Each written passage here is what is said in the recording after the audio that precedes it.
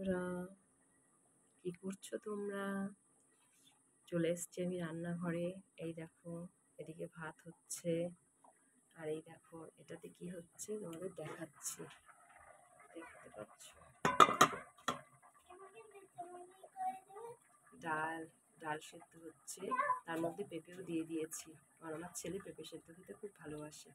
তাই এদিকে ডাল আর পেঁপে সেদ্ধ হচ্ছে, এদিকে ভাত হচ্ছে, আর আমি দেখো এদিকে কি গুছিয়ে নিয়েছি। এই যে উচ্ছে ভাজবো, আর এই যে দেখো আলু ভাজা হবে, আর এই দেখো এটা হচ্ছে ভাড়ালি, যাকে নাকি অনেকে বলে থোড়। তো এটা কেটে লবণে ভিজিয়ে রেখেছি, তাহলে কি হয় বলো তো, একটু নরম হয়ে আসে ভাড়ালিটা লবণ দিয়ে ভিজিয়ে রাখলে।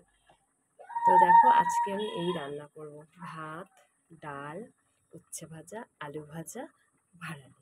তো এই খাবারগুলো যাদের পছন্দের তারা প্লিজ কমেন্ট করে জানিও, ঠিক আছে?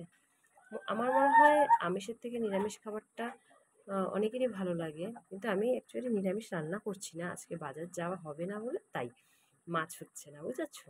কিন্তু মুসুরির ডাল কিন্তু নিরামিষ না। তো যাই হোক, আজকে আর কি মাছ হবে না, ডিমও হবে না, কারণ আমার শাশুড়ি মা বৈষ্ণবী, উনি ওগুলো খান না। তাই জন্য হচ্ছে তোমার এগুলো রান্না হবে, বুঝেছো? তো দেখো, যাদের যাদের ভালো লাগে তারা প্লিজ কমেন্টে জানিও যে এই খাবারগুলো কাদের পছন্দের, ঠিক আছে?